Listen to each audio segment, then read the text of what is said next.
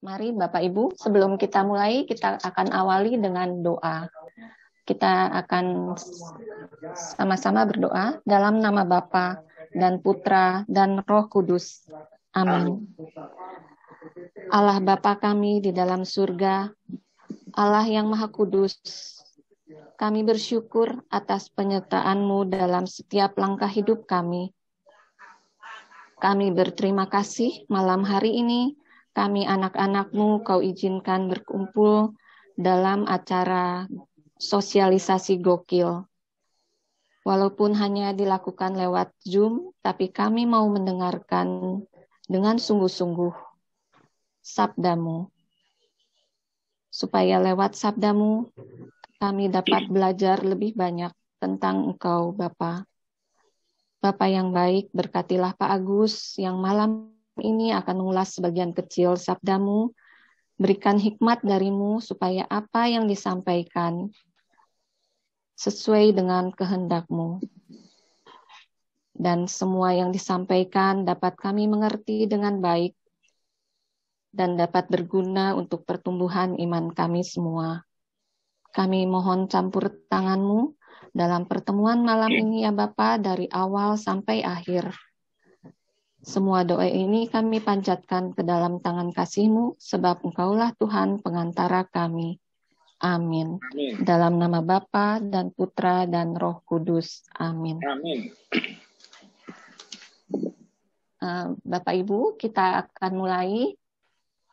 Silahkan Pak Santoso, ada yang mau di-share? Ya, bentar ya. Saya bacakan. Ya. Pengantarnya akan saya bacakan pengantar. Berbicara mengenai kerajaan Allah, Yesus kerap kali menggunakan perumpamaan. Ungkapan kerajaan Allah seringkali dipakai dalam Injil Markus, sedangkan dalam Injil Matius menggunakan ungkapan kerajaan surga. Dalam perikop kali ini, kita akan melihat bagaimana Yesus menggambarkan kerajaan Allah dengan memberikan dua perumpamaan. Kerajaan Allah yang dimaksud di sini bukan kerajaan yang ada di dunia, namun sebuah gambaran yang ingin menunjukkan kebesaran dan kemuliaan Allah yang dinyatakan dengan kedatangannya kepada manusia. Manusia diajak tetap berharap dan percaya akan kerajaan Allah. Harapan akan kehadiran kerajaan Allah di saat seperti sekarang ini, dalam masa pandemi ini, menjadi semakin menggema. Di masa ini, setiap manusia semakin menyadari kekuasaan Allah dan semakin merindukan kerajaan Allah. Ya, terima kasih Bu Yunita sudah membantu saya membacakan pengantar dalam pertemuan kita pada malam hari ini. Dalam pertemuan gokil pada malam hari ini dengan tema benih, ya, benih. Tapi menurut saya, kalau perikop Markus bab 4 ini yang lebih cocok sebenarnya bukan benih. Benih itu hanya mengantar kepada kita masing-masing. Intinya dalam Markus bab 4 ini, Yesus ingin mengantar kita, mengajak kita untuk melihat bagaimana kerajaan Allah.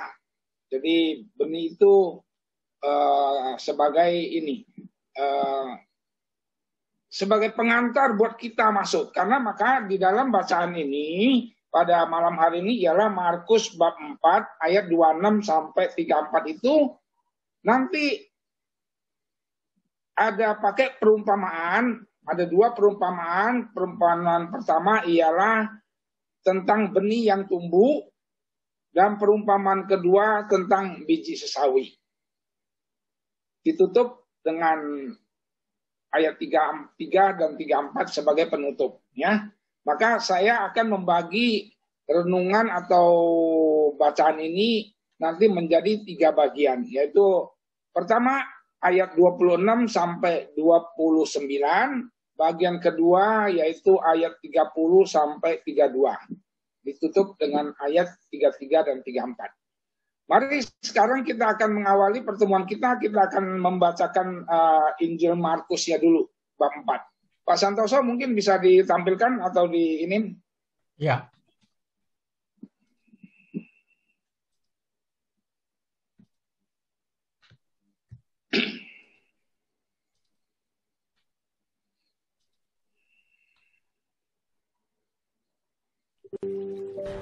Inilah Injil Yesus Kristus menurut Markus.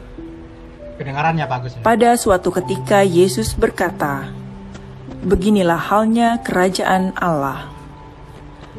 Kerajaan Allah itu seumpama orang yang menaburkan benih di tanah.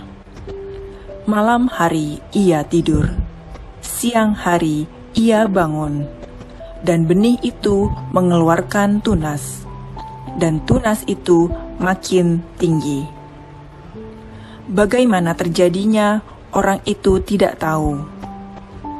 Bumi dengan sendirinya mengeluarkan buah, mula-mula tangkai, lalu bulir, kemudian butir-butir yang penuh isi pada bulir itu.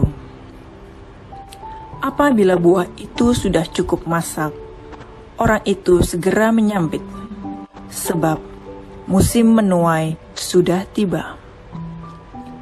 Yesus berkata lagi, "Dengan apa hendak kita bandingkan kerajaan Allah itu? Atau dengan perumpamaan manakah kita hendak menggambarkannya? Hal kerajaan itu seumpama biji sesawi yang ditaburkan di tanah. Memang biji itu yang paling kecil daripada segala jenis benih yang ada di bumi. Tetapi bila ditaburkan, ia tumbuh menjadi besar daripada segala sayuran yang lain, dan mengeluarkan cabang-cabang yang besar, sehingga burung di udara dapat bersarang dalam rimbunannya." Dalam banyak perumpamaan, Yesus memberitakan sabda kepada mereka sesuai dengan pengertian mereka, dan tanpa perumpamaan, ia tidak berkata-kata kepada mereka. Tetapi kepada murid-muridnya, ia menguraikan segala sesuatu secara tersendiri. Demikianlah sabda Tuhan. Terpujilah Kristus. Bapak, Ibu, saudara-saudaraku yang terkasih, pada malam hari ini kita baru saja membaca dari Injil Markus bab 4 ayat 26 sampai 34. Saya akan membagikan bacaan ini menjadi 3 bagian seperti yang tadi saya katakan, yaitu saya akan mengajak Bapak Ibu, kita akan masuk bagian pertama, yaitu perumpamaan tentang benih yang tumbuh, yaitu dari ayat 26 sampai 29. Saya akan coba membacakan sekali lagi ya. Lalu kata Yesus, "Beginilah hal kerajaan Allah itu, seumpama seorang yang menaburkan benih di tanah. Lalu pada malam hari ia tidur, dan pada siang hari ia bangun. Dan benih itu bertunas dan tumbuh. Bagaimana terjadinya tidak diketahui orang itu. Bumi dengan sendirinya mengeluarkan buah, mula-mula tangkainya, lalu bulirnya, kemudian butir-butir yang penuh isinya dalam bulir itu. Apabila buah itu sudah cukup masak, orang itu segera menyabit sebab musim menuai sudah tiba." Ini adalah bagian dari bacaan Markus bab 4 yang pertama. Kita harus pahamin Injil Markus bab 4 ini dari bab 1 sampai akhir adalah bercerita tentang perumpamaan-perumpamaan. Ya, pertama perumpamaan tentang penabur. Ya, perumpamaan yang kedua tentang pelita dan ukuran. Nah, ini perumpamaan yang ketiga yang kita akan bahas dulu, ialah benih yang tumbuh. Tetapi kalau saya refleksikan, bab 4 ini sebenarnya apa sih maunya Yesus itu melalui sabda di bab 4 ini? Sebenarnya coba kita lihat pada ayat 26, lalu kata Yesus, beginilah hal kerajaan Allah itu, seumpama orang yang menabur benih di tanah. Nah, inilah perumpamaan yang pertama. Padahal sebenarnya dibuka di ayat 26, beginilah hal kerajaan Allah itu. Jadi sebenarnya Yesus ingin mengantar kepada audien pada waktu itu dan untuk kita semua pada saat ini, bagaimana kita melihat tentang kerajaan Allah.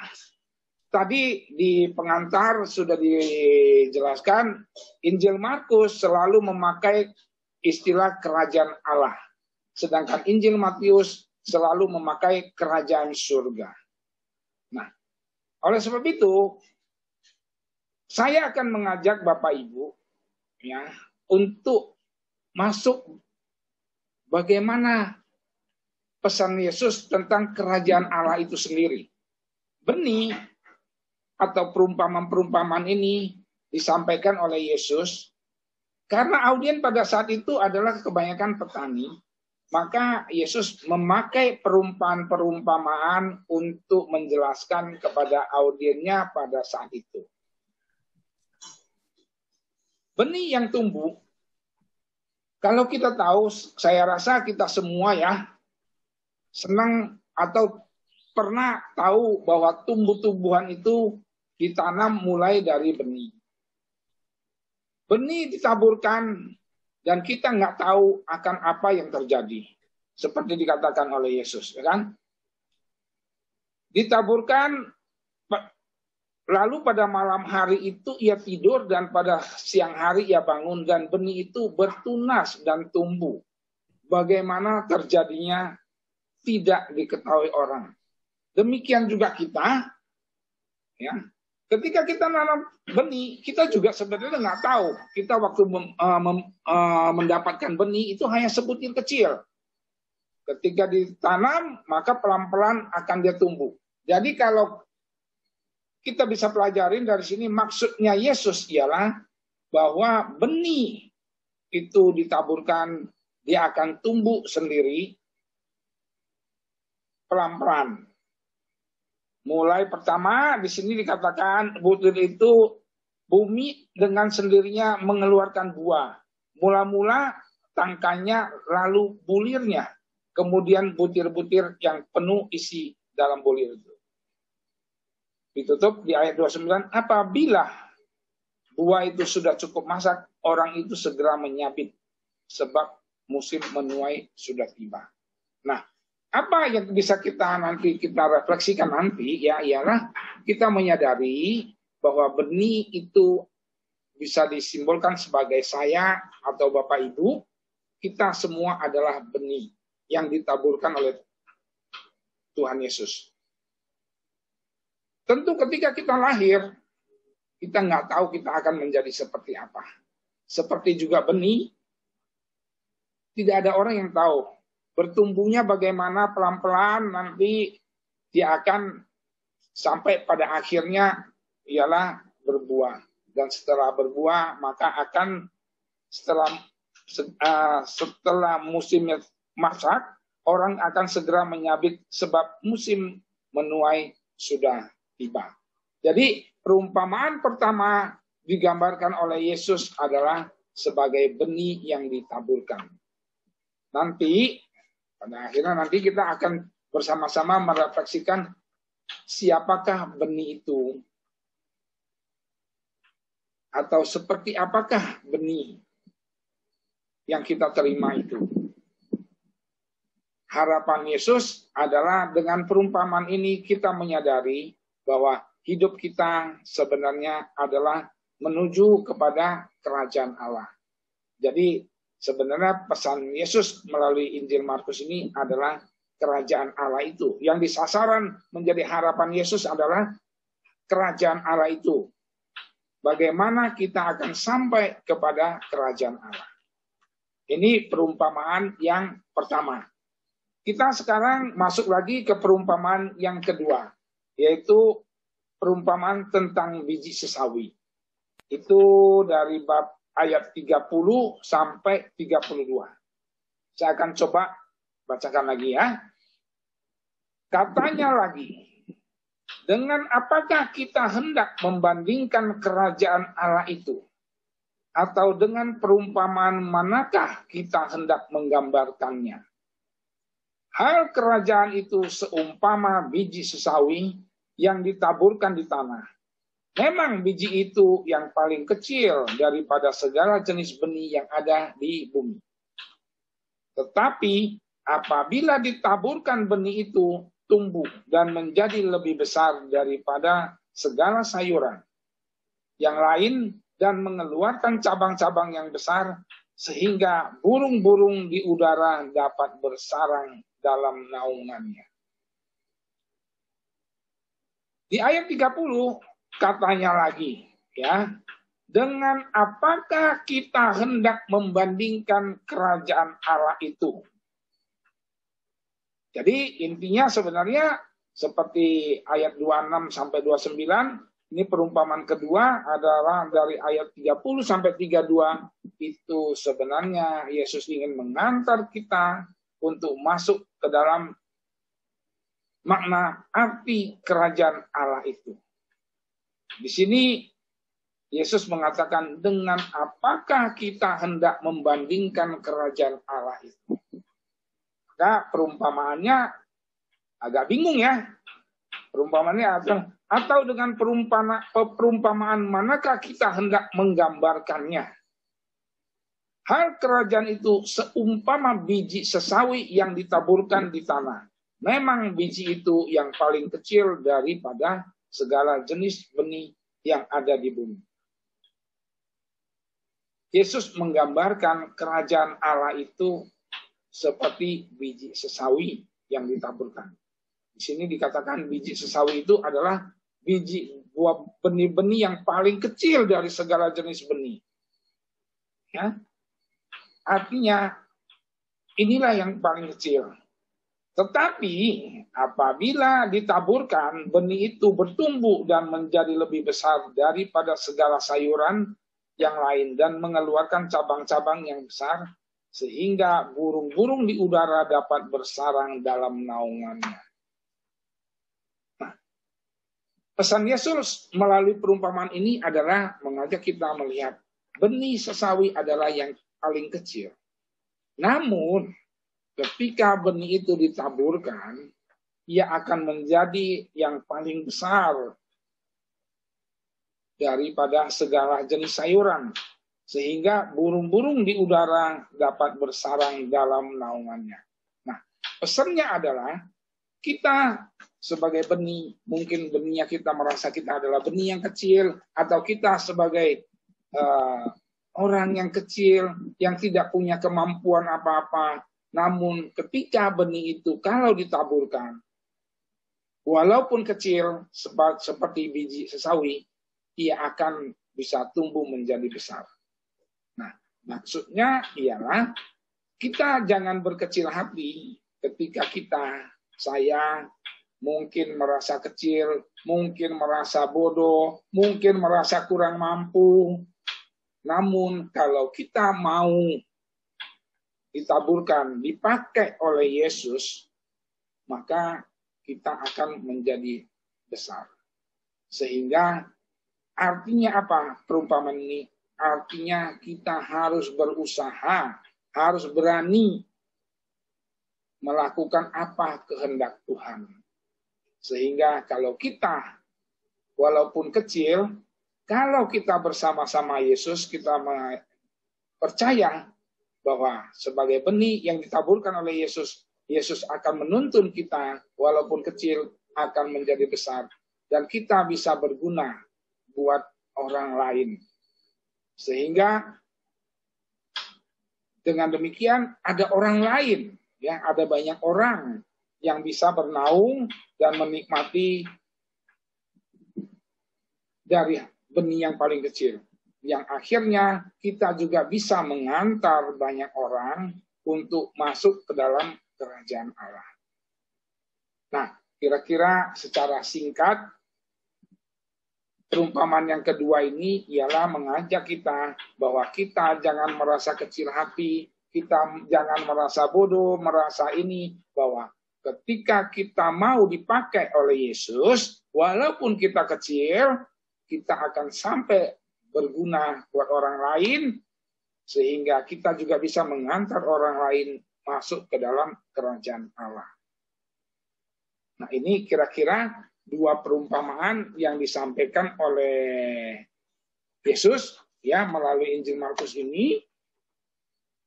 Bagaimana kehidupan saya dan Bapak Ibu melihat gambaran tentang kerajaan Allah itu. Ya, tadi temanya adalah benih, itu sebenarnya mengantar kita untuk menyadari bahwa kita semua adalah benih yang ditaburkan oleh Yesus. Permasalahannya adalah pada akhirnya kita harus tahu apa yang dimaksud oleh Yesus, yaitu bagaimana kita bisa sampai kepada kerajaan Allah itu. Ini kira-kira renungan melalui Injil Markus pada malam hari ini. Memang kalau kita melihat dari bacaan ini sampai ayat 32 masih agak gampang memahaminya. Tetapi kalau kita baca lagi bagian ketiga, ya, bagian ketiga yaitu ayat 33 dan 34, ya, kita akan lebih bingung mungkin. Maka saya akan coba membacakan, ya, kita tadi dua bagian udah, sekarang bagian ketiga yaitu ayat 33 dan 34. Saya memang kalau kita baca di kitab suci tidak ada judulnya ya, tapi saya ingin memberikan judul dua ayat ini ialah Yesus memberitakan firman. Ya, melalui ayat bab 4, 26 sampai 34 ini ditutup di ayat 33 dan 34, yaitu Yesus memberitakan firman. Saya bacakan ayat 33. Dalam banyak perumpamaan yang semacam itu, ia memberitakan firman kepada mereka, sesuai dengan kemampuan mereka untuk mengerti. Jadi kita tahu, firman yang ditaburkan oleh Tuhan Yesus itu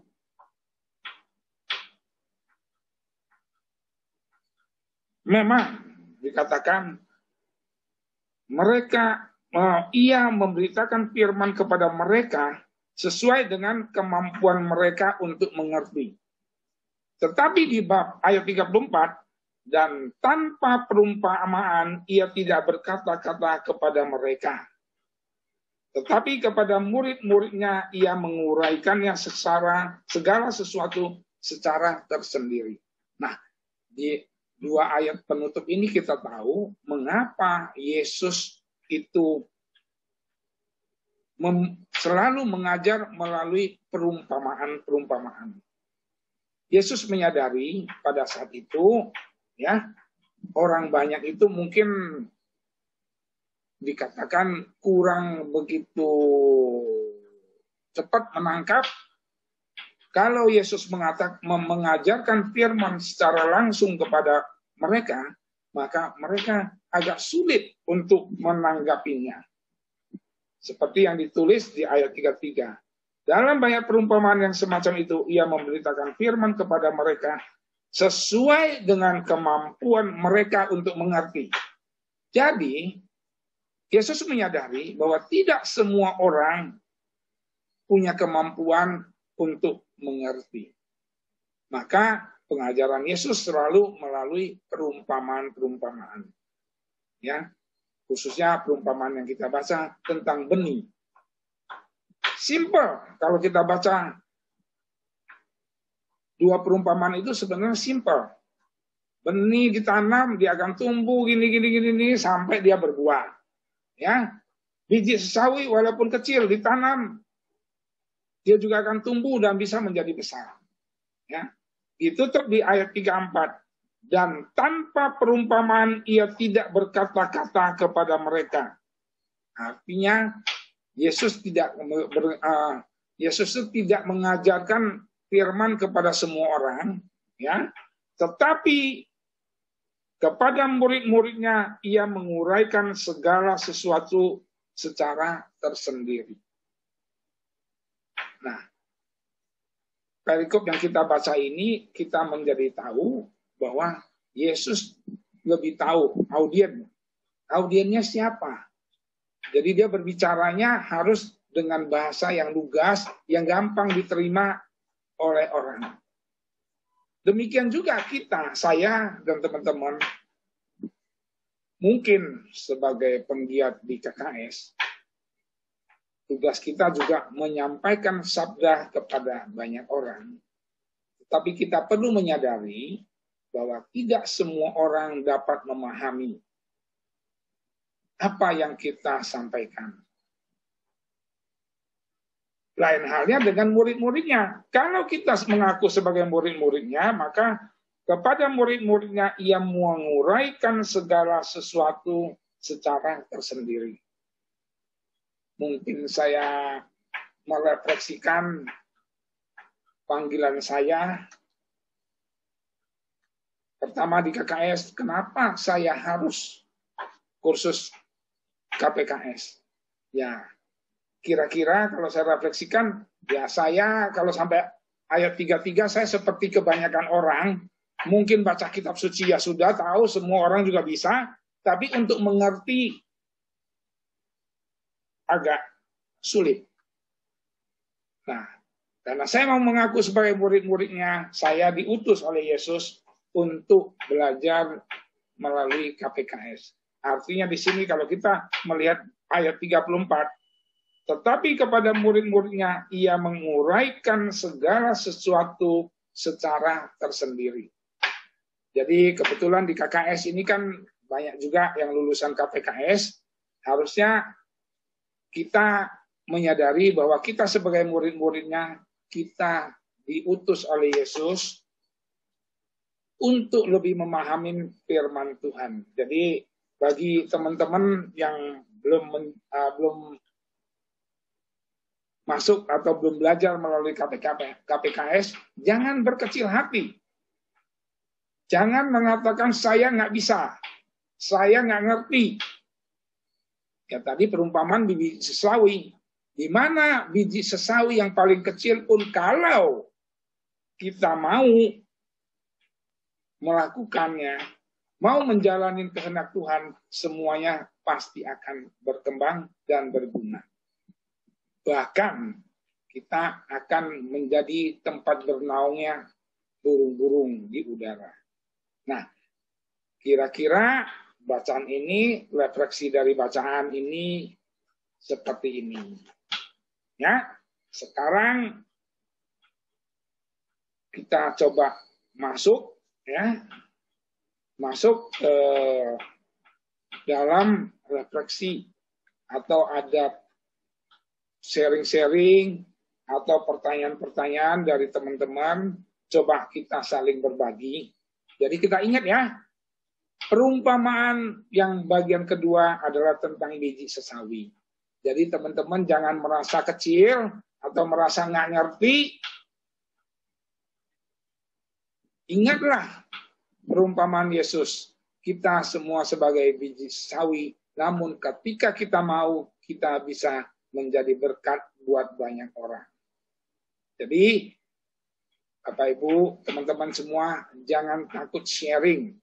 Ya, dalam pertemuan ini maupun pertemuan di lingkungan, coba kita mengajak umat untuk berani sharing tentang pengalaman-pengalaman. Ya, di mana kita tahu biji sesawi itu kecil, tapi bisa berguna kalau kita mau melakukannya. Silakan kepada teman-teman yang mau sharing atau mau nanya, saya persilakan.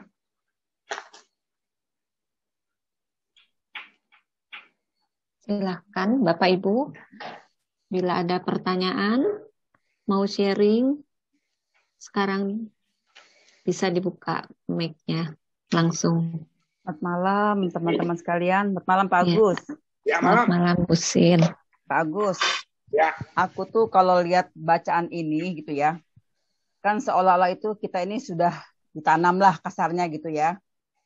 Sebagai apa sesuatu dari Tuhan sudah masuk begini-begini kan tanpa bikin sesuatu itu pasti numbuhnya gitu kan. Ya. Nah, yang saya bingung itu lalu katanya kalau kita udah tumbuh terus berbuah, panen itu ditebas itu loh. Nah, ini habis semua kasarnya kan dipanenin orang. Itu artinya panen di sini tuh seperti apa ya? Misalnya saya ini udah tumbuh, udah berbuah, udah bagus, tiba-tiba dipanen. Nah, panennya ini kan artinya banyak luas juga gitu ya.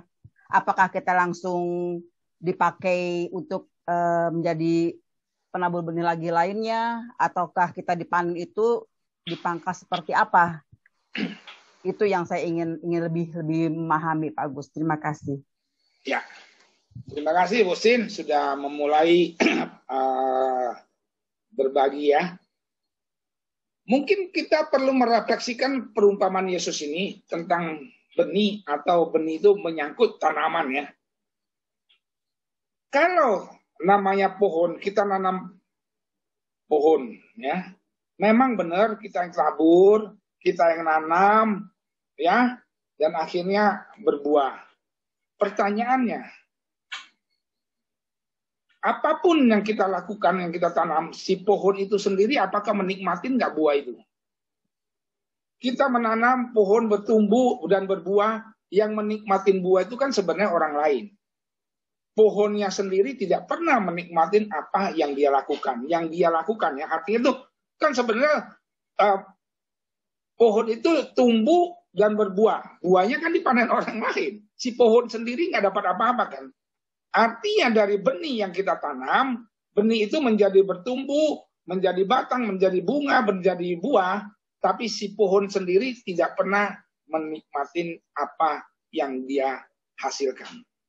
Ya, itu ilustrasi tentang pohon. Ya, nah kalau diilustrasikan dalam perumpamaan ini sebenarnya kan tadi saya katakan perumpamaan bab ini sebenarnya Yesus ingin mengajak kita untuk memahami tentang kerajaan Allah.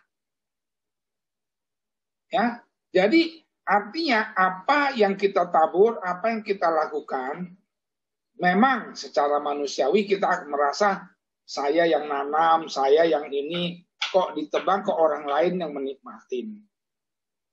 Ya. Nah, maka melalui perumpamaan ini Yesus ingin mengajak kita melihat bukan pohonnya, bukan benihnya, tetapi yang dilihat adalah bagaimana hidup kita akan sampai ke dalam kerajaan Allah itu sendiri. Sehingga memang kalau pertanyaan seperti Bu Sin, saya sebagai manusia, loh saya yang nanam pun, saya ke orang lain yang metik, orang lain yang menikmatin hasilnya. Itu pasti kita merasa, kalau gitu saya ngapain menanam, tapi kalau orang lain yang menikmatin. Nah, maka di sini sebenarnya perumpamaan ini kita harus pahamin dulu. Jangan dilihat secara harafiah atau dilihat benih dan pohonnya. Tetapi sebenarnya pesan Yesus adalah mengantar kita untuk masuk ke dalam kerajaan Allah. Nah, maka kalau kita bisa melihat kerajaan Allah, maka apa yang kita lakukan berbuah itu memang harapan Yesus supaya kita bisa menjadi berbuah. Hasilnya di mana? Ya nanti ketika kita masuk ke dalam kerajaan Allah itu sendiri. Ini adalah perumpamaan. Maka kita melihat bacaan-bacaan kitab suci jangan secara harafiah. Memang sulit Bu Sin ya, saya juga kalau saya refleksikan ya memang sulit. Wong saya yang nanam ke orang lain yang menikmati. Kira-kira begitu Bu Sin ya. Bisa dipahamin Bu Sin? Paham sih Pak, cuma maksud aku tuh pengertian aku bukan begitu ya. Maksudnya bukan aku udah bertumbuh, berbuah, buahnya diambil orang, bukan begitu. Maksudnya kalau kita nih sudah betul-betul tumbuh, lalu kita berbuah, dipanennya di sini tuh artinya Tuhan tuh menyatakan kita dipanen itu kita diapain ya gitu ya. Maksudnya kita dipanen gitu kan. Jadi apa kita tuh sudah nabur banyak-banyak semua, diambil orang buahnya, lalu kita ini jadi apa gitu loh maksudnya. Ya, makanya itu tadi saya dikatakan bahwa perikop ini sebenarnya ditujukan bukan soal panen-panennya, tetapi mengingat kepada ini contoh bab ayat 26. Beginilah hal kerajaan itu, kerajaan Allah itu. Jadi sebenarnya perikop ini ingin mengajak kita untuk memahami bagaimana proses hidup kita sampai pada akhirnya kalau kita sudah menghasilkan, maka kita akan diajak Allah untuk masuk ke dalam kerajaan Allah. Itu jadi secara langsung kalau kita udah mengikuti Yesus, bertumbuh, berkembang, semua itu pasti kita ini udah atau suatu bagian dari kerajaan Allahnya gitu ya.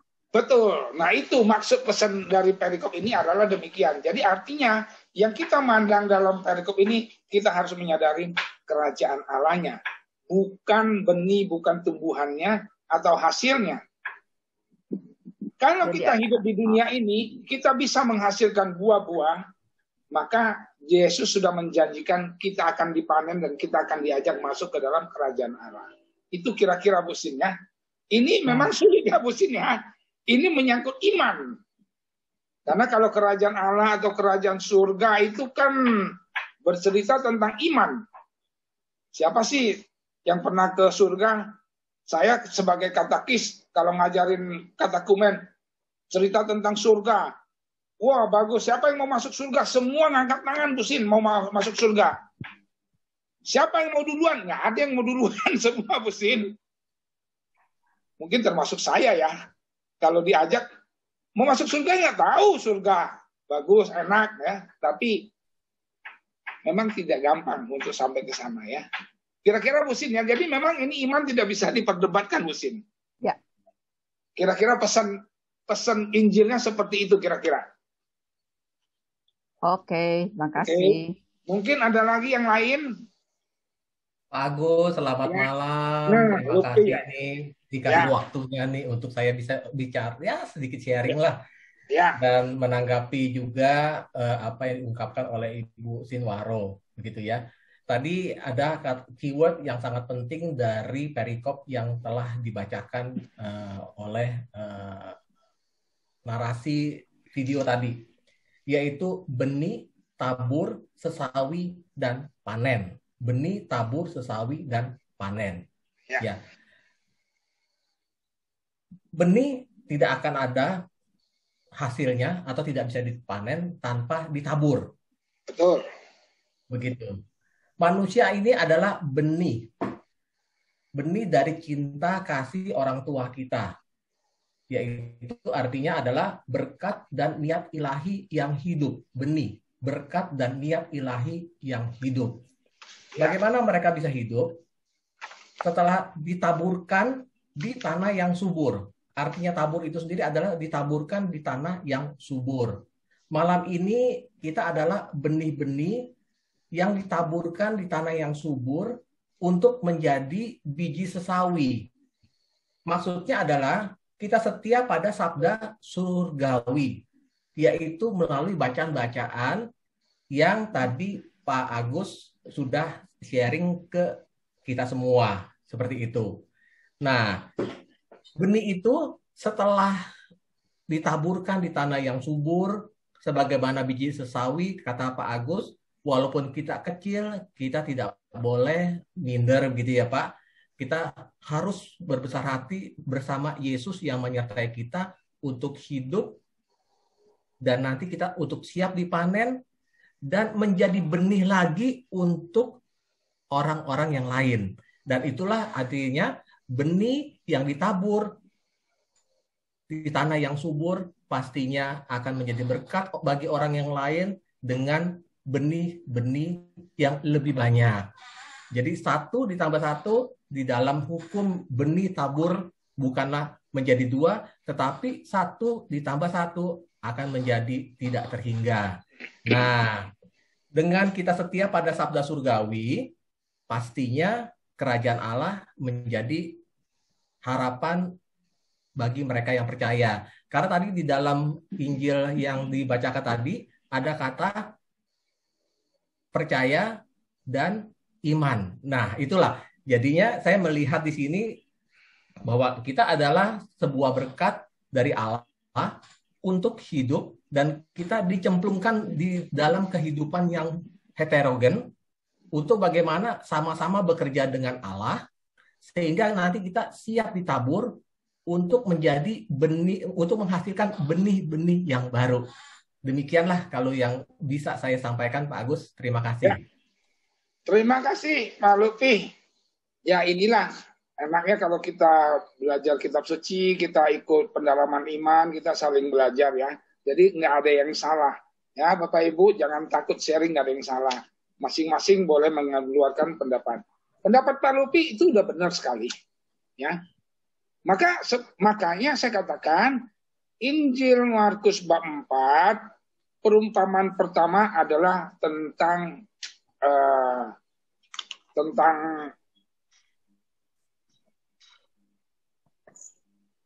seorang penabur.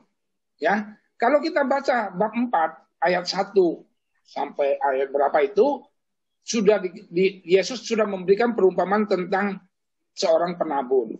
Penabur itu sudah menaburkan benih, tetapi tidak semua benih itu akan jatuh di tanah yang subur. Ada tanah berbatu, ada tanah yang berduri. Ya, itu perumpamaan di bab 4 ini. Pada awal bab 4, Yesus sudah memberikan perumpamaan tentang penabur benih. Benih yang ditabur adalah sama. Tetapi belum tentu benih itu akan jatuh di tanah yang subur. Ada yang berbatu, ada yang berduri.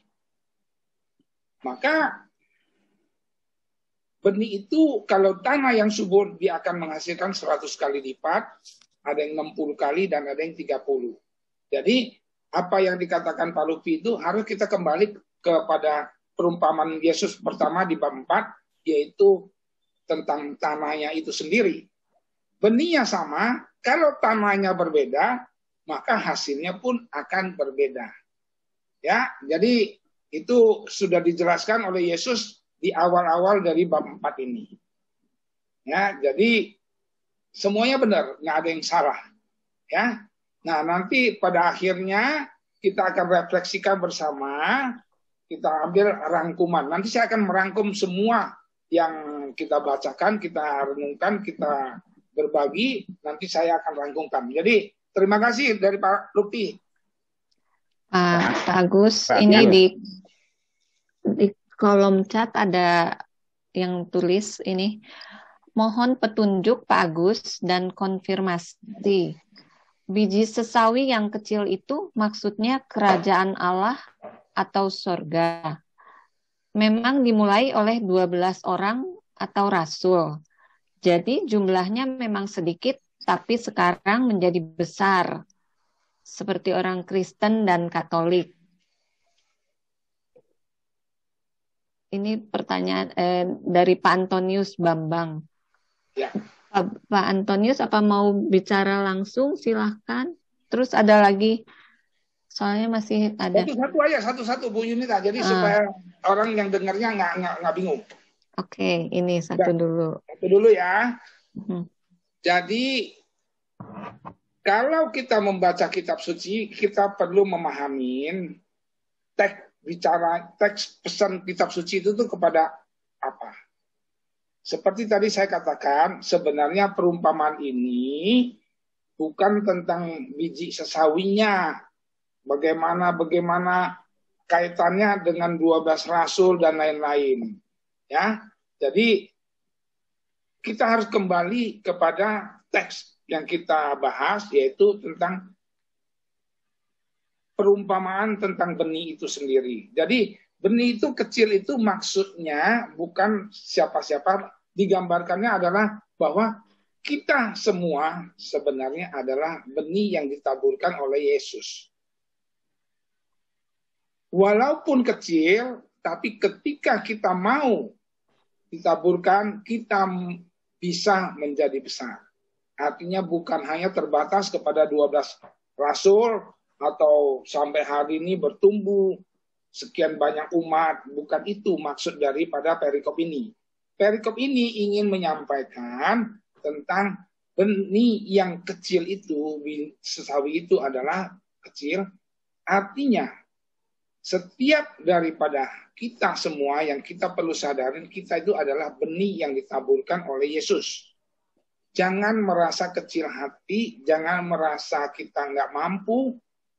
Walaupun kecil, namun ketika kita mau ditabur dan mau menjalankan apa yang dikehendakin oleh si penabur, maka pada akhirnya kita akan menjadi besar, kita akan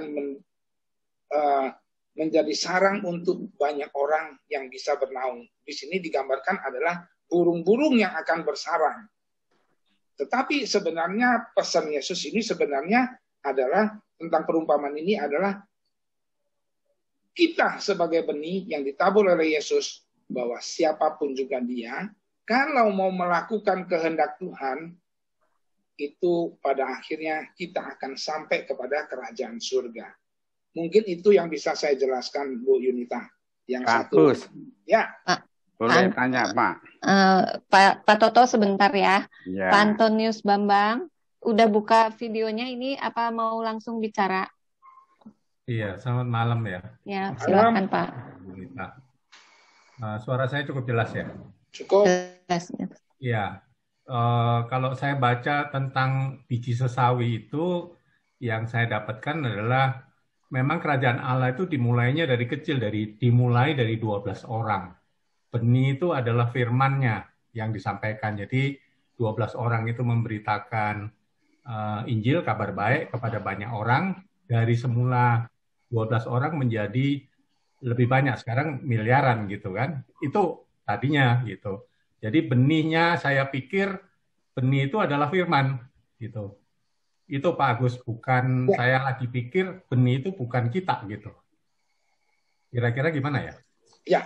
Benih itu benar firman, tapi kan firman itu kan ditaburkan melalui kita, melalui benih. Kalau firman itu tidak ditaburkan, maka dia tidak akan berkembang. Jadi kembali lagi ya, saya akan mengatakan kitab suci itu memang kita perlu tahu konteks kitab suci itu ditulis pada waktu itu kapan, dan untuk audien yang mana. Maka perumpamaan ini tadi adalah untuk petani yang audiennya pada saat Markus menulis perumpamaan ini adalah untuk audien petani. Jadi kita bisa saja masing-masing memahami apakah itu adalah dari 12 rasul yang akan berkembang, ya, atau bagaimana, itu boleh-boleh saja, ya. Tapi kalau saya mengacu kepada perikop ini, bahwa tidak digambarkan siapa-siapa, benih itu siapa, ya, apakah 12 rasul atau saya atau bapak atau ibu, tapi Yesus ingin menyampaikan perumpamaan ini kepada audien orang banyak. Artinya bahwa siapa saja yang sebagai benih itu walaupun kecil, kalau mau mengikuti kehendak si penabur, maka akan tetap bisa menjadi besar. Ya Pak Antonius ya, jadi memang kitab suci tidak untuk menjadi bantahan atau menjadi perdebatan. Kita kembali lagi kepada perikop saja. Ya, begitu ya Pak Antonius ya. Bisa paham? Ada lagi? Ya. Cukup Pak Antonius? Boleh, ada Pak. lagi mau disambung yang kedua dan selanjutnya kedua. enggak? Ya, yang kedua. Pertanyaan Bapak juga soalnya. Oh. Yang di bawahnya. Malam bagus. Ya. Malam bagus. Ya, malam. Sebentar Oke. Pak. Pak Antonius masih ada mungkin. Kalau udah itu Pak Toto dulu tadi. Saya udah deh, silakan kasih kesempatan. Oke. Bentar ya Bapak, ini Pak Toto dulu ya. Oke, Tadi Pak. Pak Toto udah mau bicara. Pak Agus, saya mau nyambung pertanyaannya Bu Ya, Sin. Tadi saya nangkepnya Bu Sin itu gini, bab 4 ayat 29. Itu saya bagi ada 3 pertanyaan. ya, 1, apabila buah itu sudah cukup masak, maksudnya apa? 2, orang itu segera menyabit, maksudnya apa? 3, sebab musim menuai sudah tiba, maksudnya apa? 3 itu Pak Agus. ya. Biar Cukup ya nyambung. Pak Toto ya. Cukup. Ya. Di sini kalau ayat 29, apabila buah itu sudah cukup masak, orang itu segera menyabit, sebab musim menuai sudah tiba. Kalau kita membaca ayat ini secara manusiawi atau secara jasmani, memang kalau saya menanam pohon, kalau udah matang ya saya akan menyabit, ya kan, akan memanen, ya, sebab musim menuai sudah tiba. Ini kalau tafsiran saya bahwa sebagai benih yang ditabur oleh Tuhan, maka kita hidup di dunia ini nanti pada waktunya pasti akan menuai dan akan, kalau sudah matang, pasti akan dituai dan kita akan masuk ke dalam kerajaan Allah. Jadi artinya ketika kita hidup, kalau kita bisa menjadi benih, tumbuh buahnya tidak pernah matang, maka pasti yang empunya tidak akan memanennya atau menyabitnya, sehingga tidak pernah akan sampai ke dalam kerajaan Allah. Itu tafsiran saya Pak Toto ya. Jadi seperti saya katakan bahwa kita tidak bisa memakai ayat-ayat kitab suci untuk secara harafiah, menafsirkannya secara harafiah. Bahwa di sini bukan maksudnya perumpamaan ini bukan tentang benih, buah, dan pohon. Tetapi ingin mengajak kita bagaimana masuk ke dalam kerajaan Allah. Maka perumpamaan yang pertama ini ditutup di ayat 29. Apabila buah itu sudah cukup masak, orang itu, siapa orang itu? Segera menyabit sebab musim menuai sudah tiba. Artinya kalau saya menafsirkan secara pesan Yesus bahwa kita hidup di dunia ini ada waktunya. Ketika kita sudah matang, kita sudah masak, maka orang itu, artinya Tuhan akan mengajak kita masuk ke dalam kerajaan Allah. Memang tidak bisa diperdebatkan Pak Toto, karena kitab suci tidak untuk diperdebatkan. Setiap orang boleh menafsirkan menurut versinya masing-masing. Tetapi ingat kembali lagi bahwa versi yang benar adalah kehendak Allah. Itu mungkin Pak Toto yang bisa saya sampaikan. Bagus, maksudnya bukan tadi secara harafiah, tetapi di balik itu ada pesan apa gitu loh, maksud Bu Sin. Misalnya, Ya, buah itu sudah cukup masak, maksudnya apa? Apa udah, ya maaf ya, misalnya orang itu udah tua, lansia, apa orang itu segera akan menyabit, maksudnya apa? Terus dimatikan orangnya, sebab musim menuai sudah tiba.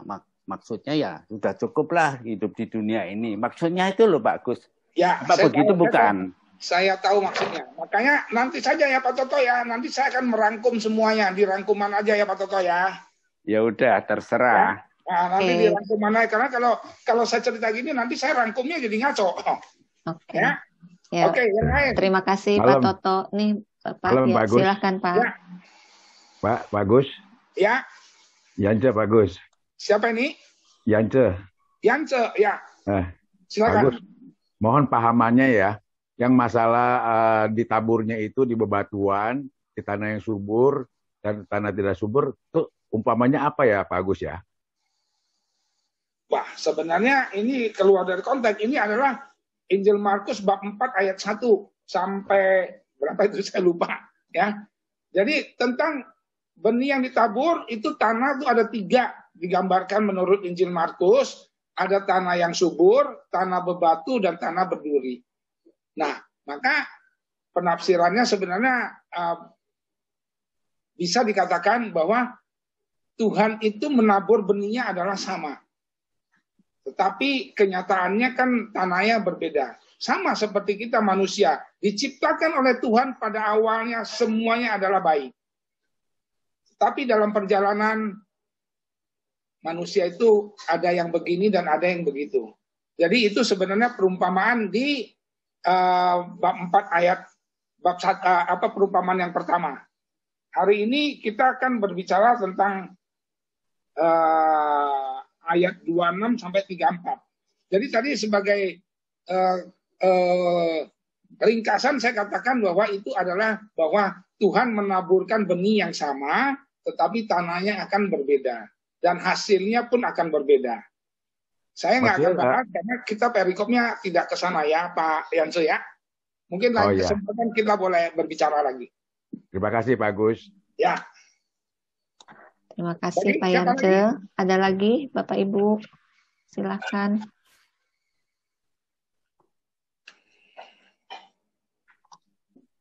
Ada lagi? Selamat malam Pak Agus. Ya, ada nih Pak Agus. Ya.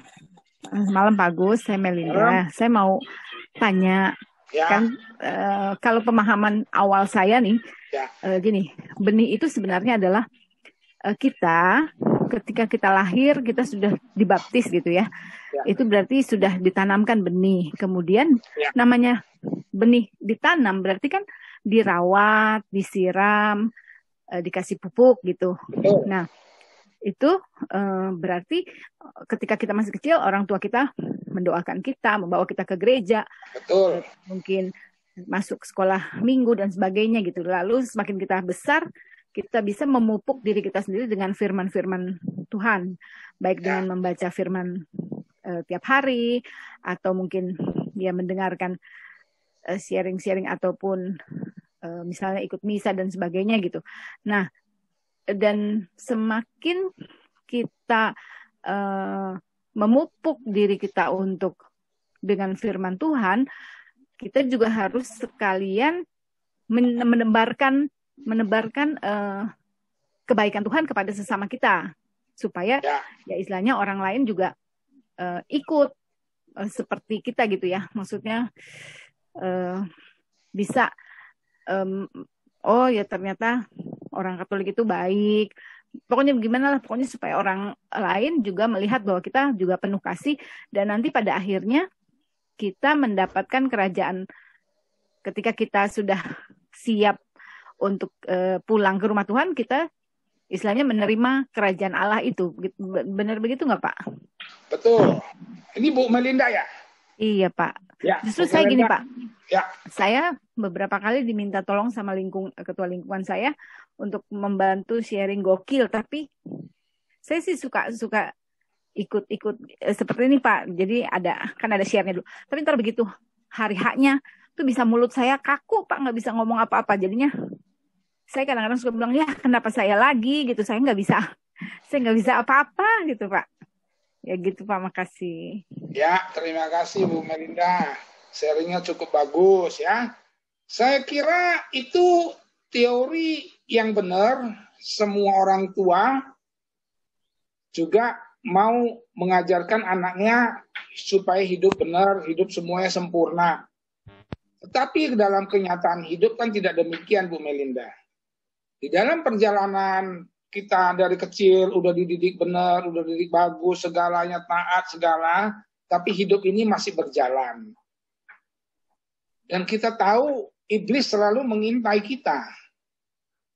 Jadi walaupun kita sudah seperti di benih itu ditaburkan, dipupuk, disiram dan segalanya, tetapi kan juga tidak semua orang menanam itu menyiram dan memupuk. Mungkin saja dianggap benih udah gue tanam sudah, gue siram pertamanya, setelah itu kagak diurus. Setelah dia tumbuh, tunas, wah ada kembang, ada bunga, ada tangkai, udah syukur, udah seneng. Belum sampai berbuah, tetapi tidak diurusin, ya, tidak dipupuk istilahnya lah, ya. Jadi sebenarnya justru inilah refleksi kita nanti ya. Nanti saya rangkum di rangkuman saya ada ya. Maka tidak semua orang pasti akan mengajarkan anaknya. Tidak ada satu orang tua pun yang mengajarkan anaknya menjadi jahat. Demikian juga Tuhan menciptakan kita semua pada awalnya adalah baik. Tetapi toh kita tahu banyak orang yang hidupnya tidak baik. Ya, itu jadi memang maka direfleksikan dalam pertemuan-pertemuan seperti ini kita mau banyak belajar. Ya. Nah, tadi Melinda mengatakan diminta oleh lingkungan untuk menjadi pemandu ya.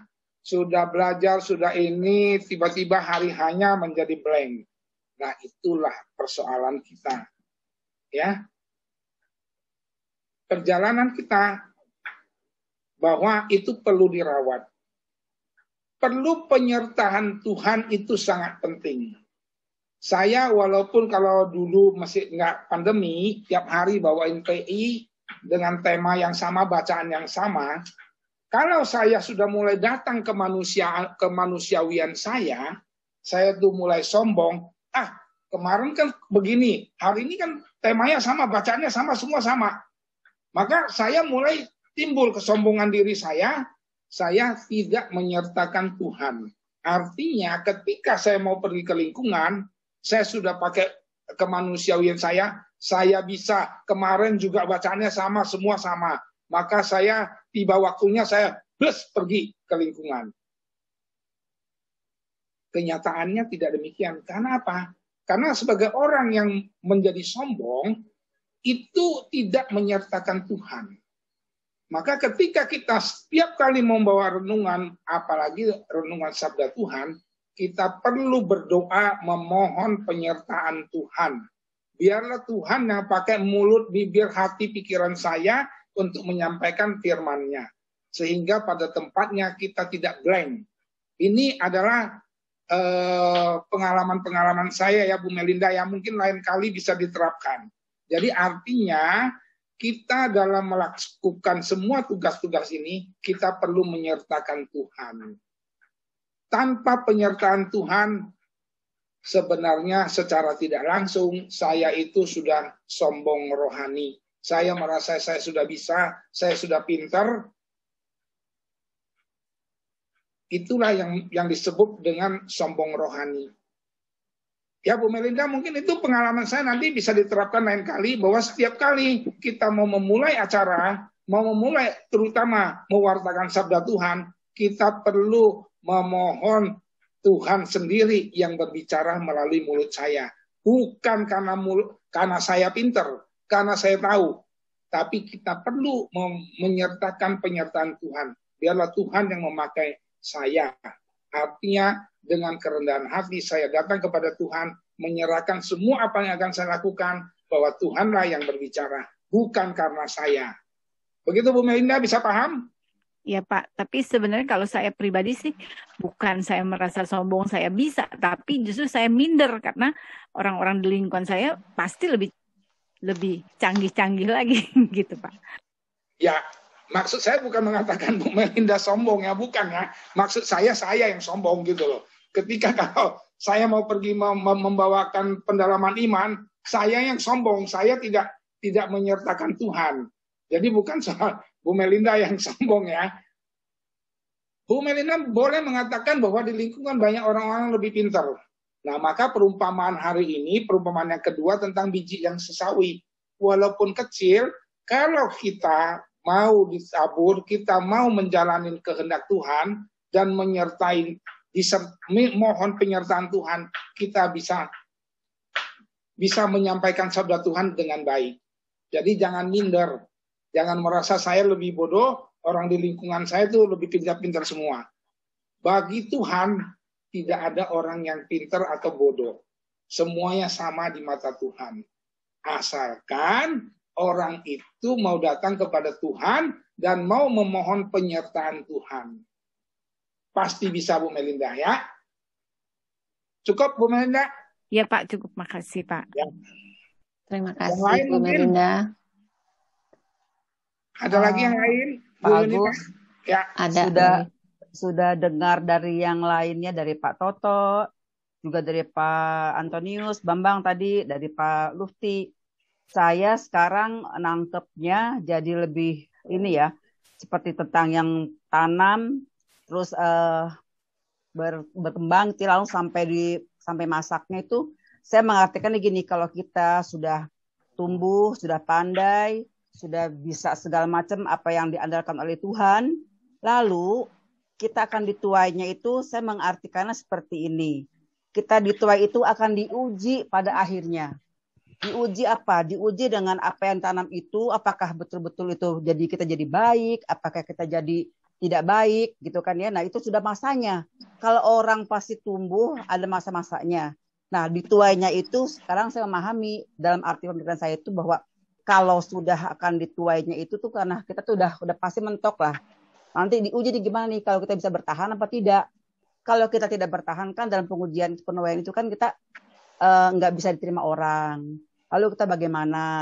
Nah mungkin di sini mungkin artinya memang cukup dalam banget ya. Arti di sini tuh jadi bukan sekedar tumbuh kita udah mati. Itu kan kita akan menikmati hasil kerajaan surganya. Sedangkan kita selama kita jangan mikirin ke situnya dulu. Mikirin kenyataan kehidupan kita yang sehari-hari ini. Kita ini sudah ditanam, tumbuh, lalu masak. Nah, akan dituai kan. Nah, dituainya itu pasti Tuhan akan mengirim sesuatu orang, diujilah ke keadaan kita di sini. Bagaimana menanggapi kehidupan ini, bagaimana kalau kita misalnya baik, maka itulah yang akan dimaknai dalam kehidupan kita ini kali. Begitu, kasih Pak Agus ya. Ya, betul Bu Sin. Nanti saya akan rangkuman, nanti dengar rangkuman saya aja ya. Oke, makasih. Ayo yang lain lagi. Ada lagi. Saya mana nih? Hah? Ada lagi? Saya boleh nambahin? Oh, Pak Paulus, silakan Pak Paulus. Saya mau menambahin untuk Ibu Sin. Dalam topik kali ini kita membaca ada perumpamaan dua. Satu mau menggambarkan kerajaan Allah. Kedua adalah mau membandingkan tentang kerajaan Allah. Markus, Busin, dia mau bercerita tentang manfaat kerajaan Allah. Allah di sini sebagai yang pemegang inisiatif menebarkan firman. Dia seumpama dia tidur. Dia kayaknya nggak peduli. Tapi itu tumbuh. Kerajaan Allah itu tumbuh di dalam diri kita. Bisa saja Ibu Sin melihat nanti dituai apa gimana. Tapi di sini Markus mau menggambarkan seperti tadi Pak Agus menceritakan bahwa ini sasarannya supaya lebih gampang pada zaman itu adalah tentang petani ya. Jadi mau digambarkan bahwa ini manfaatnya kerajaan Allah itu nanti bisa dirasakan. Suatu saat nanti dia akan melihat hasilnya lalu memanen. Jadi benefitnya nanti akan dilihat nanti. Yang kedua adalah tentang biji sesawi. Biji sesawi adalah biji mustard. Kayak ketumbar gedenya. Di sini mau melihat bahwa sekali lagi kerajaan Allah itu bisa dilihat dari pertumbuhan dan manfaatnya. Bahwa pertumbuhan ini sepertinya kayaknya kecil sekali, Bu Sin. Kayaknya sama biji yang lain kalah besar. Kayak nggak ada artinya. Namun pertumbuhannya kita nggak tahu bagaimana. Suatu hari nanti dia akan bertambah besar dan menjadi lebih besar daripada yang lain. Sehingga pohon sesawi ini pohon mustard ini menjadi sangat besar sehingga menjadi sangat rimbun dan bisa menjadi berguna bagi banyak orang, sehingga seperti diumpamakan burung-burung akan hinggap, akan bisa berteduh. Jadi di sini Markus mau menggambarkan tentang manfaat suatu kerajaan Allah di dalam pertumbuhannya. Jadi kalau seperti tadi sudah dijelaskan Pak Agus, kita baiknya memang masuk pada fokus di di teksnya. Markus maunya apa? Dia mau introduction tentang pewartaan Yesus tentang kerajaan Allah. Dua hal, penggambarannya dan membandingkan penggambarannya. Jadi kalau bisa saja si Ibu Sin melihat, oh nanti saya menggambarkan, saya melihat nanti saya begini, nanti akan dituai bagaimana, boleh saja, nggak salah. Namun kalau tadi seperti dikatakan bagus, kita kembali lagi kepada teksnya. Maksud di teksnya ini adalah tentang kerajaan Allah yang hidup di antara kita, yang kita nggak tahu, tapi Allah sendirilah yang menebar di dalam diri kita, yang nanti bertumbuh dan kita bisa lihat dari manfaatnya. Begitu Ibu Sin, kalau saya tambahan buat dari Pak Agus. Terima kasih Paulus sudah menambahkan. Mungkin yang lain ada lagi yang mau sharing, nanya, dan lain-lain. Jangan malu-malu. Ada lagi Bapak Ibu? Ini di sini saya lihat banyak senior-senior saya kok pada diem ya. Baru bantuin saya nih. Baru Paulus doang tuh. Ayo Bu Rosita, nanggapin Bu Rosita. Ya, Pak Agus. Kalau saya lihat di sini kan ada benih, ada tanah, ada penabur. Itu kita bisa jadi siapa saja. Bisa jadi benih, ada saatnya kita jadi tanah, ada saatnya kita jadi penabur. Itu tergantung kita ada di tahap mana gitu. Kalau menurut saya, kita sebagai pengikut Yesus, kita mesti siap jadi penabur. Penabur itu bukan hanya firman. Kita selalu berdoa, minta berkat dari Tuhan. Tapi kita harus jadi penabur, menaburkan berkat itu. Itulah kerajaan Allah. Itulah Yesus yang hadir di dalam kehidupan kita. Jadi kita nggak usah pikir sampai kerajaan Allah itu nanti di surga gimana. Kita mesti jadi penabur, menghadirkan kerajaan Allah di dunia ini, dengan dalam kehidupan kita, di sekitar orang-orang yang membutuhkan kehadiran Yesus, yang Yesus memakai kita sebagai penaburnya. Karena dia yang memiliki semua, dia yang memiliki benih, dia yang memiliki tanah, dia memiliki berkat. Jadi dalam hal ini kita sebagai penabur menaburkan berkat dari Allah yang diberikan melalui kita. Gitu loh Pak Agus menurut saya. Ya, terima kasih Bu Rosita, ketua saya. Ya, seperti yang saya katakan bahwa kita semua siapapun juga jangan takut untuk bersharing. Tidak ada yang salah. Ya, kita boleh saja menafsirkan menurut pikiran saya, pikiran kita masing-masing. Ya, nah justru melalui pendalaman iman itu kan kita justru melalui banyak sharing-sharing ini kita jadi banyak belajar. Yang penting kita pada akhirnya tetap harus mengacu kepada kehendak Tuhan, bukan kehendak saya. Ya, ayo yang lain nggak apa-apa, nggak ada yang salah kok. Silakan. Udah Pak Agus. Ya. Pak Agus sudah nangkep semuanya. Banyak yang ngasih pendapat lain. Pak Paulus, juga Bu Rosita. Ya kan udah dikunci dengan ayat 34 juga. nanti akhirnya kan Yesus sendiri yang akan menguraikan segala sesuatunya pada masing-masing orang. Di situ kuncinya. Betul. Ayo yang lain, ayo yang masih belum bersuara mungkin supaya kedengaran. Saya udah lama nggak, soalnya udah setahun setengah saya nggak dengar suara-suara dari lingkungan-lingkungan ini. Ayo siapa lagi? Ayo, silakan siapa lagi?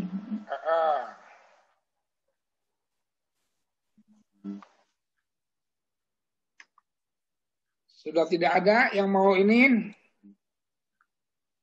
Nah, kalau sudah nggak ada, sebenarnya saya akan bacakan sedikit aja ya. Ini Bu Eti itu nggak ditanyain tuh Bu Eti. Ah? Bu Eti itu biasanya bagus juga tuh. Iya, Bu Eti lagi diam-diam tuh Bu Eti. Bu Eti gimana tuh Bu Eti? Kan Paulus sudah memberi pencerahan tadi support. Ya memang. Ya, ada Bu Eti, ya kan? Ya, benar. Iya, kok Pak Agus sudah banyak yang support. Ya memang kan intinya kan bagaimana kita itu menjadi benih yang berbuah supaya mudah berbagi. Yang saat tadi Rosita sudah katakan itu sharing yang menurut saya ya kita sebagai benih itu ya diharapkan menjadi berbuah dan bisa memberikan makna, benefit kepada orang-orang yang membutuhkan. Itu aja sih, Pak Agus. Ya, terima kasih Bu Eti. Ya, mungkin kalau udah nggak ada yang mau menambahkan, bertanya, dan lain-lain, saya akan teruskan. Karena tadi ayat 33 belum saya jelaskan ya. Tadi kan perumpamannya 2 udah. Nah, ayat 33 ini tadi dalam banyak perumpamaan yang semacam itu, ia memberitakan firman kepada mereka sesuai dengan kemampuan mereka untuk mengerti.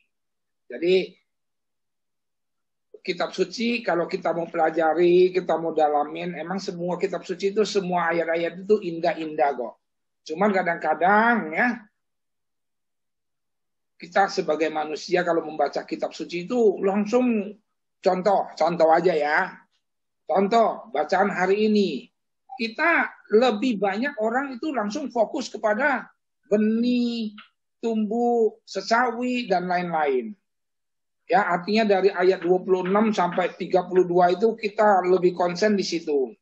Padahal kalau kita membaca kitab suci, ini sebagai tambahan aja ya, kita selalu harus melihat ayat-ayat penutup dari setiap perikop.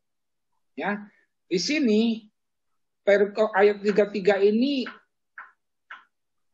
jelas mengatakan dalam banyak perumpamaan yang semacam itu ia memberitakan firman kepada mereka sesuai dengan kemampuan mereka untuk mengerti. Jadi ayat ini sebenarnya ingin mengatakan kepada kita bahwa kerajaan Allah itu memang tidak dapat dijelaskan secara rasional melulu. Ya. Maka tidak semua orang punya kemampuan untuk mengerti. Jadi kita perlu belajar di ini ayat 33. Jadi kerajaan Allah memang tidak dapat dijelaskan secara rasional. Jadi kalau ada yang minta saya jelasin tentang benih, buah, bibit, dan lain-lain, itu hanyalah perumpamaan. Khususnya kalau kita membaca Injil-Injil tentang perumpamaan, jangan terfokus kepada perumpamaannya. Tetapi kita coba masuk apa pesan melalui perumpamaan itu. Ya. Jadi kerajaan Allah memang tidak dapat dijelaskan secara rasional. Jadi kalau kita membahas benih, bibit, tanah, dan lain-lain, sulit karena masing-masing punya pendapat yang lain. Ya. Maka kalau kita lihat lagi ayat ke-34. Dan tanpa perumpamaan ia tidak berkata-kata kepada mereka. Jadi artinya Yesus ini mengatakan perumpamaan ini adalah kepada audien-audien tertentu. Kalau bukan dengan perumpamaan, Yesus tidak pernah mengajar kepada audien yang memang tidak gampang mengerti. Maka Yesus mengajar melalui perumpamaan. Tetapi kepada murid-muridnya ia menguraikan segala sesuatu secara tersendiri. Ya. Nah, maka ayat 34 ini untuk memahami kerajaan Allah, manusia membutuhkan pertolongan Yesus. Pertolongan itu diberikan Yesus kepada mereka yang mau mendekati dan menyertainya. Jadi sebenarnya udah jelas di ayat 34 ya, bahwa ketika kita mau memahami kerajaan Allah, kita sebagai manusia membutuhkan pertolongan Yesus. Kita sebagai manusia tidak mungkin bisa memahami apa itu kerajaan Allah. Atau kalau di Matius, kerajaan surga. Jadi kita butuh pertolongan dari Yesus. Ya. Nah, bagaimana pertolongan Yesus kepada kita? Maka kita perlu mau mendekati dan menyertainya. Jadi ketika kalau kita mau memahami sabda Tuhan, tidak ada cara lain. Kita perlu mendekati dan meminta penyertaan Tuhan. Sehingga kita bisa memahami apa sih maksudnya perikop atau perumpamaan yang disampaikan. Sebenarnya seperti kata Paulus bahwa perikop ini bukan soal benih, tetapi soal kerajaan Allah. Yesus ingin menyampaikan kepada kita tentang bagaimana kita memahami kerajaan Allah. Maka kalau kita mau belajar membaca kitab suci, kita perlu selalu mendekatkan diri kepada Tuhan dan meminta penyertaannya. Itu sudah jelas di ayat 34 dikatakan sebagai murid-murid Yesus, Yesus akan memberikan uraian segala sesuatu secara tersendiri. Artinya tidak bisa berkelompok, tapi masing-masing kita akan sebagai murid-murid Yesus, kita akan diberi suatu uraian tersendiri. Ya. Nah, maka karena waktu udah jam 8.30, saya akan coba merangkum dulu ya. Jadi rangkumannya adalah sebenarnya perikop yang kita bahas pada malam hari ini adalah tentang kerajaan Allah. Sekarang pertanyaan saya, bagaimana gambaran kerajaan Allah menurut saya dan kita masing-masing? Nah, ini suatu pertanyaan yang akan menjadi refleksi. Maka tadi yang sudah sharing tentang biji, benih, pohon, bis, dan lain-lain, sekarang saya akan masuk kepada tema pokoknya, kalau menurut saya perikop ini.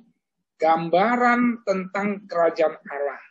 Menurut saya dan Bapak Ibu, apa sih gambaran saya dan Bapak Ibu tentang kerajaan Allah itu sendiri? Nah, ini saya minta kalau bisa semua orang menjawab. Artinya semua orang boleh menyampaikan menurut saya, ya artinya menurut kita masing-masing, gambaran tentang kerajaan Allah itu tuh apa? Jadi kalau kita sudah membahas dari tadi panjang lebar tentang perumpamaan, kita belum masuk kepada inti dari pesan Yesus. Jadi pesan Yesus menurut saya adalah gambaran menurut saya, gambaran saya itu kerajaan Allah itu seperti apa. Mari silakan kita berbagi sekali lagi sebagai penutup rangkuman. Nanti saya akan rangkum lagi. Mungkin Busin dulu, Busin. Gambaran Busin kerajaan Allah itu apa sih? Seperti apa? Ayo Busin. Kok saya lagi? Belum apa-apa sih. Kalau ini rangkumannya sih, jadi kalau menurut saya sih kerajaan Allah itu ya memang ya sangat indah ya. Kalau misalnya kita bisa melakukan semuanya dengan baik, dengan apa, ya itulah kita akan menuainya semua dengan bagus juga.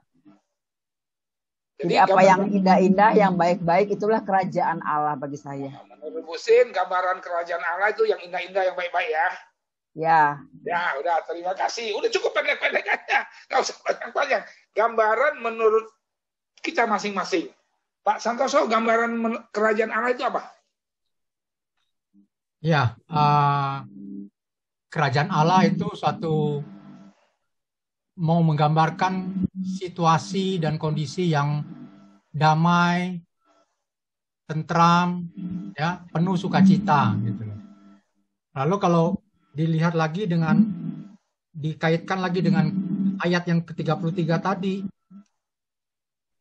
dalam banyak perumpamaan yang semacam itu, ia memberitakan firman kepada mereka sesuai dengan pengertian mereka. Nah, ini pengertian saya tadi tentang kerajaan Allah itu damai, sukacita, seperti itu. Saya ngertiinnya, lalu pengertian saya dalam kondisi yang sekarang itu bentuk nyatanya seperti apa gitu. Terutama di dalam situasi yang kita hadapi bersama sekarang ini gitu. Ya, oke, cukup. Jadi gambarannya kita masing-masing aja. Ayo Bu Yunita yang ke depan saya nih. Kira-kira bagus saya ngomong gambaran kerajaan Allah itu apa? Bagus. Ya. Kerajaan Allah itu adalah bentuk kasih Allah kepada manusia. Dan Injil ini adalah surat cinta Tuhan kepada manusia. Nah, itu. Oke, semua orang benar kok, nggak ada yang salah. Jadi jangan takut. Semua orang itu benar. Bu Yunita, apa Bu Yunita?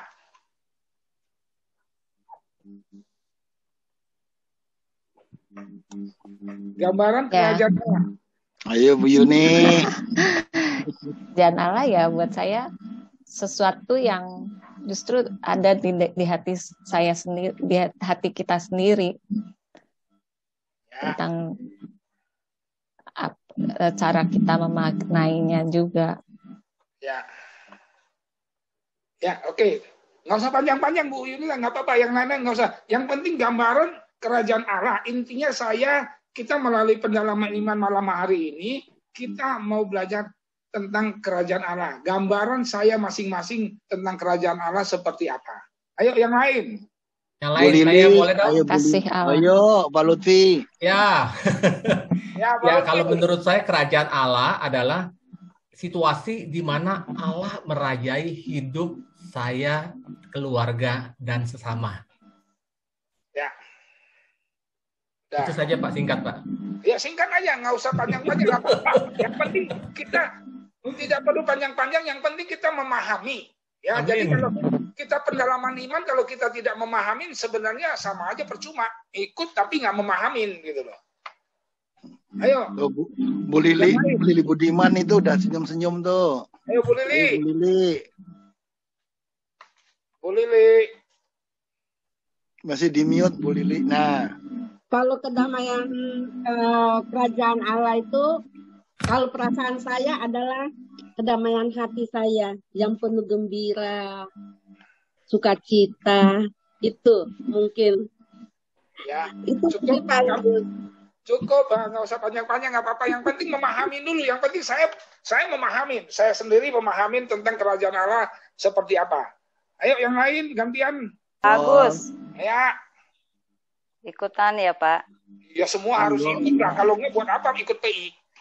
Kalau menurut saya kerajaan Allah itu apabila kita bisa mempunyai relasi yang bagus, yang baik dengan Allah dan sesama. Itu ya. Amin. Terima kasih Pak Yanco udah nih. Pak Yanco udah tuh. Ayo Pak Yanco. Ya bagus. Ya. Nah. Ya bagus. Iya udah kangen saya dengar suara Pak Yanco nih. Ya pengertian saya sih ya sebagai manusia nih, manusia biasa ya. Pengertiannya gini, kita hidup tiap hari itu tiada hari tanpa firman. Pertama itu. Jadi kita berpedoman pada firman. Dan sekecil apapun juga, kita berusaha berbuat baik pada siapa saja. Jadi hari-hari hidup kita itu bergembira sesuai kehendak. Segala apapun juga, kita menyertakan Tuhan di dalam pekerjaan kita hari-hari tiap menit. Ya kira-kira begitu Pak. Ya terima kasih Pak Yanso, udah 3 tahun nggak dengar suara Pak Yanso saya. Makasih bagus. Ya yang lain. Bu Leni mana Bu Leni? Tuh. Bu Leni. Siapa Bu aja Leni. yang bilang, Aku ya Pak ya, Pak Agus. Ya. Boleh. Ya Paulus. Kalau bagi saya, kerajaan Allah adalah suatu keadaan ya Pak ya. Kita tuh bisa juga mengatakan bahwa kerajaan Allah itu akan datang itu surga nanti di sana. Tapi kalau buat saya ini kerajaan Allah itu suatu keadaan di mana Allah yang meraja dalam kehidupan kita. Seperti apa itu Allah, kerajaan Allah itu? Allah adalah kasih. Segala macam itu ada kita lihat di Korintus 13 ya Pak ya, ayat sekian lah, ayat di ayat 13. Ada kasih, sukacita, damai sejahtera, apa segala macam itu. Ada 7 buah roh itu ya, di mana keadaan itu benar-benar meraja di dalam kehidupan kita. Itu kerajaan Allah itu Pak. Ya, terima kasih Bu Mariana ya tadi ya. Ya, yang lain. Ayo kasih kesempatan yang lain lagi. Bu Leni udah di-unmute tuh, Bu Leni. Supaya kita Ayo Bu Leni. Ayo, Bu Leni. Kalau menurut saya kerajaan Allah kita harus penuh kasih, sukacita, menolong orang yang susah, yang kita harus mesti tolong, yang kita harus bantu, yang mereka lagi ada masalah gitu. Sepertinya itu yang kerajaan Allah bagi saya. Ya. Kita membantu gitu loh, istilahnya gitu. Ya, terima kasih Bu Leni. Yang lain, ayo. Jadi Pak Yanto, ayo Pak Yanto. Kalau kita mengikuti pendalaman iman, maka kita sebenarnya bukan hanya datang dengar bicara terus pulang. Jadi kita masing-masing harus mendapatkan apa yang mau kita bawa pulang melalui pendalaman iman pada malam ini misalnya. Gitu. Pak Yanto udah senyum-senyum tuh. Nanti kemukakan supaya masing-masing punya gambaran untuk bawa pulang dalam hidup kita masing-masing. Ayo, yang lain. Ayo. Ya, bagus. Oke, bagus. Ya, tentang gambaran kerajaan Allah ya. Bagi saya itu mewujudkan kehendak Allah bagi sesama. Ya. Cukup? Yang lain lagi? Nggak usah panjang-panjang. Yang penting gambarannya. Menurut saya, gambaran kerajaan Allah itu seperti apa gitu. Cukup itu aja. Jadi supaya nanti kita bisa tidur nyenyak ya. Ayo, Bu Lucy. Nggak bisa tidur nyenyak ya. Bagus ya. Bu Lucy, ayo menurut Bu Lucy, senior saya nih.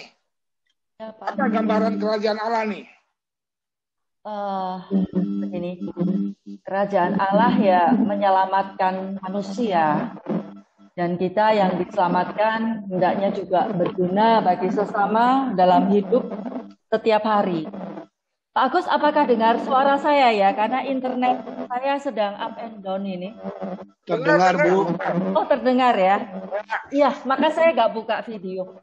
Jadi sebenarnya pesan yang saya ambil dari kerajaan Allah ini, ya yang pertama, kerajaan Allah telah ada dan terus berkarya dalam hidup kita melalui putranya dalam segala rahmat yang kita terima. Terus ada kedua ya Pak Agus. Ya.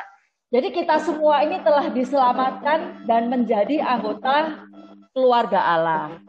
Ya. Terus saya juga mendapatkan insight yang lain bahwa konsekuensi dari rahmat keselamatan itu adalah berbuah dalam hidup setiap hari. Nah, tadi dari gambaran tentang biji sesawi dalam perikop yang disampaikan oleh Pak Agus, saya mendapatkan pesan bahwa keselamatan kita itu ya harus membawa manfaat bagi sesama. Misalnya ya tampak misalnya dalam sikap menjadi penjaga, pemberi kesejukan, pemberi kedamaian dalam hidup setiap hari kepada sesama. Yaitu Allah yang meraja di dalam hati kita. Itu Pak Agus agak kepanjangan nih. Ya, terima kasih, nggak apa-apa. Ayo yang lain lagi. Ada Pak Heri ya, Pak Heri, ayo Pak Heri. Pak Heri. Guru kita. Bu Elis. Selamat malam, Pak. Pak. Kerajaan Allah itu, kalau tadi sudah disebutkan, apabila Allah meraja. Allah itu adalah kasih. Jadi kalau ada kasih dalam kehidupan kita semua, itu berarti kehadiran kerajaan Allah. Gitu, Pak. Terima kasih, Pak Heri. Yang lain lagi, 2 menit lagi. Cici Elis, mana Cici Elis? Mana tuh si Elis? Tuh diabsenin tuh. Maria Ing, Bu Maria Ing. Nah, itu senyum-senyum tuh. Ayo Bu Maria. Shalom semuanya. Ya. Karena Allah itu adalah tempat kudus berdiam. Terima kasih. Apa? Belum kedengeran, Bu. Tempat Roh Kudus berdiam. Oh, tempat bertaktanya Roh Kudus. Ya. Pak Harun. Iya, Pak Harun biasanya juga mau ini nih. Saya Saudara Sakti Bursi Mariana dengan pasti Allah ya sebagai kasih, Dia yang menjadi hati dan pikiran saya dalam tindak kelakuan sehari-hari. Itu ya Pak. Terima kasih. Ya, terima kasih Pak Harun. Ya, saya kira yang lain masih malu-malu bersuara. Nggak apa-apa. Itu ngantuk tuh malah Bu Yuli. Nggak apa-apa. Nah, inilah maksud saya. Kalau kita mengikuti setiap pendalaman iman, kita jangan cuma sampai kepada datang, dengar, duduk, dengar, makan, pulang. Ya, kita perlu menemukan pesan daripada apa yang mau kita bahas. Nggak usah panjang-panjang. Seperti hari ini. Saya hanya mau mengajak Bapak Ibu untuk memahami apa sih kerajaan Allah. Gampang kan? Sebenarnya gampang. Tadi dari jawaban-jawaban semuanya juga benar ya. Nah cuman menurut saya pesan melalui perikop ini masih banyak belum kesampaian. Yang kita kesampaian adalah semua hal-hal tentang apa yang enak-enak semua untuk kerajaan Allah.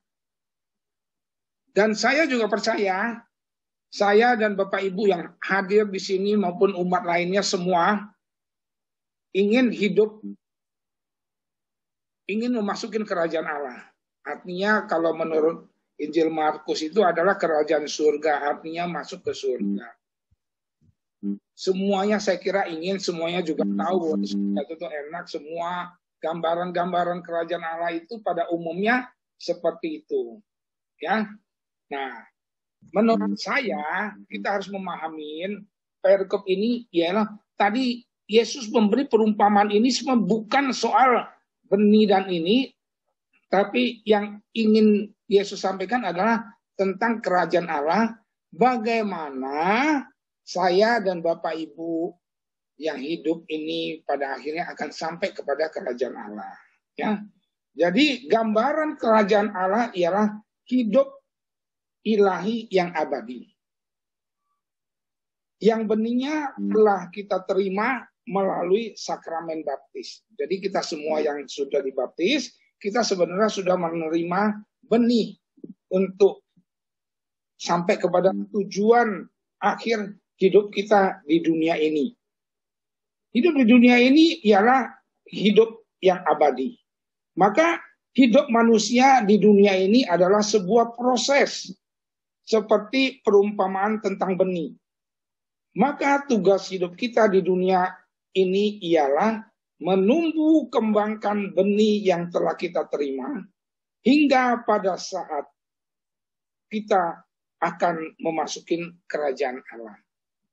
Ya, jadi sebenarnya perumpamaan ini mengajak kita semua bahwa kita menyadari hidup kita ini adalah suatu proses dari lahir sampai akhirnya kita akan mati meninggalkan dunia ini, dan cita-cita kita semua adalah hidup abadi di kerajaan Allah. Permasalahannya semua orang tahu. Maka perumpamaan ini diberikan supaya kita menyadari bahwa hidup ini adalah suatu proses. Kita harus menumbuh kembangkan benih yang telah ditaburkan Tuhan kepada kita masing-masing. agar pada akhirnya bila tiba waktunya seperti tadi Bu Sin bilang, kalau buahnya sudah masak, orang itu artinya Tuhan akan datang menyabit kita dan memasukkan kita ke dalam kerajaan Allah. Itu adalah cita-cita kita semua. Masalahnya, memang masalahnya kita adalah manusia. Kadang-kadang kita kurang menyadari bahwa hidup ini adalah yang kita cita-citakan adalah hidup abadi di dalam kerajaan Allah. Jadi tujuan hidup kita semua adalah hidup abadi yang bahagia di hadapan Allah.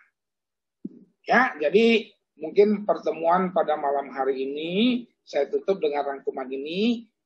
Tidak ada yang salah. Kita bawa pulang masing-masing. Setiap orang, setiap pribadi kita menyadari bahwa hidup kita adalah menginginkan hidup yang abadi di dalam kerajaan Allah. Bagaimana kita untuk mencapainya? Ya, Yesus sudah memberikan perumpamaan kepada kita, yaitu seperti benih yang akan tumbuh dan berbuah. Kita tidak ada yang tahu. Seperti benih yang tadi diumpamakan. Kita nggak tahu nanti besok tumbuh tunasnya kapan, berbunganya kapan, bertangkainya kapan, berbuahnya kapan. Tetapi kita semua melalui renungan atau pendalaman iman malam hari ini, kita mau belajar bahwa cita-cita kita sebenarnya hidup bukan hanya cuma sampai di dunia ini. Cita-cita kita adalah hidup abadi dan bahagia bersama Allah Bapa di kerajaan Allah.